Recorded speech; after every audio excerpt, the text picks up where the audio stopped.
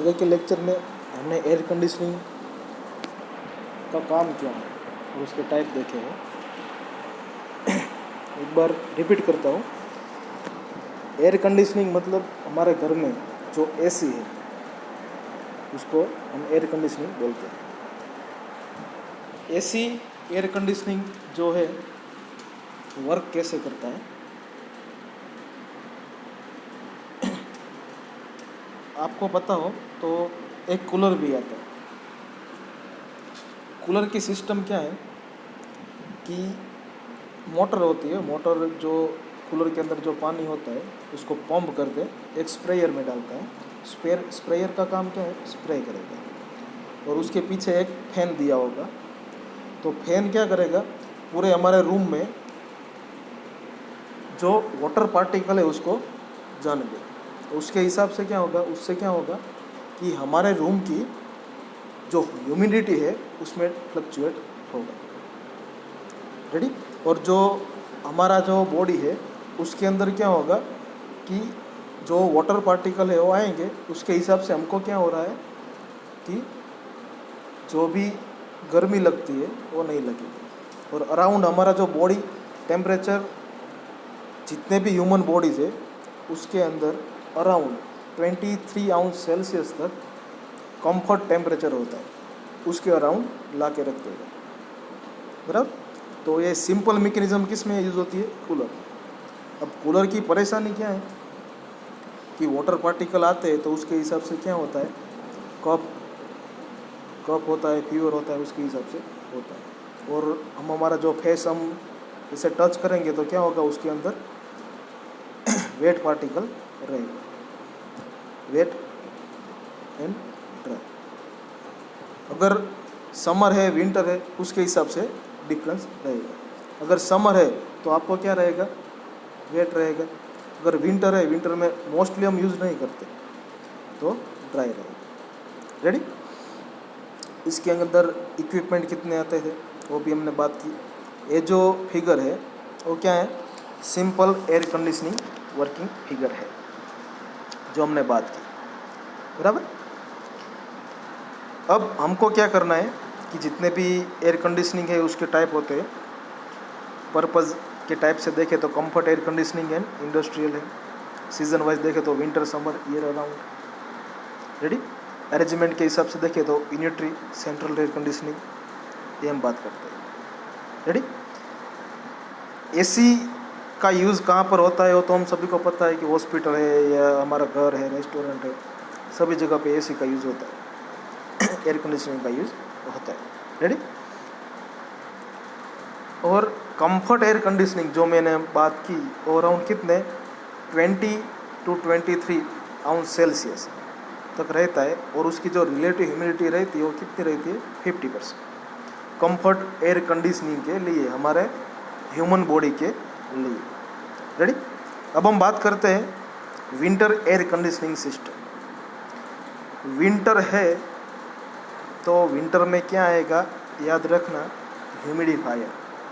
Humidifier का काम क्या है, जितनी भी एयर है उसको बर्न करना या तो हीट करना। ये काम किसका है, ह्यूमिडिफायर का। रेडी। सिस्टम देखो कैसे है। आउटसाइड एयर आएगी डैम्पर में। डैम्पर का काम क्या है, एयर को डिस्ट्रीब्यूट करेगी फिल्टर तक। फिल्टर में आ जाएगी तो फिल्टर क्या होगा, जितने भी डस्ट पार्टिकल है उसको फिल्टर करके प्री हीटर में डालेगी। ह्यूमिडिफायर के पहले क्या आएगा, प्री हीटर। प्री हीटर क्यों रखते हैं, नहीं रखते तो भी चलता है, बट ह्यूमिडिफायर को लोड ज़्यादा ना रहे इसके लिए हम प्री हीटर रखते हैं। रेडी। उसके बाद रीहीट कॉइल, वापस रीहीट कॉइल करेगा, देन फैन में सर्कुलेट करके हम उसको हमारी जो कंडीशनिंग स्पेस है उसके अंदर रखेंगे।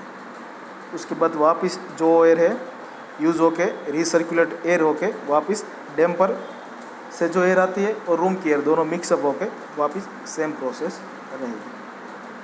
तो विंटर है तो विंटर में ठंड ज़्यादा है तो उसके हिसाब से हमको क्या करना पड़ेगा, हमारी लैंग्वेज हम बोले तो हीटर स्टार्ट करना पड़ेगा। अब हम बात करेंगे समर में। तो समर जो है उसके अंदर हमको क्या करना है, कूलिंग करना है, तो उसके अंदर क्या आएगा, डी-ह्यूमिडिफायर। देखो वापस outside air, damper, filter as it is.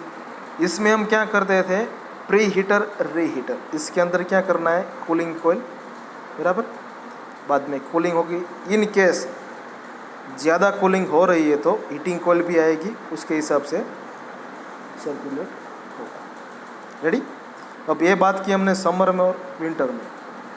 ये हम इंडिया में मोस्टली समर यूज़ होता है, विंटर यूज़ नहीं होता है, क्योंकि सॉरी इंडिया में नहीं, हमारे गुजरात में।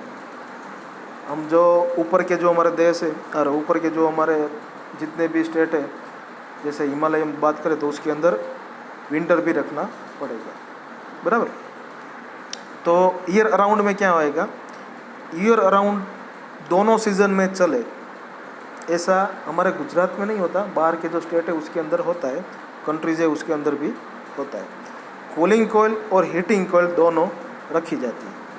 अगर समर आया तो क्या करेंगे हम, समर आया तो कूलिंग कोयल स्टार्ट रहेगी, अगर विंटर आया तो हीटिंग कोयल स्टार्ट रहेगी, मॉनसून आया तो एज पर रिक्वायरमेंट।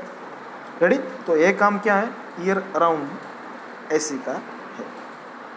हमारे जो 4 व्हील में जो सिस्टम आती है वो ईयर अराउंड बेज ही होती है, हीटर और कूलर दोनों साथ में ही दिया जाता है।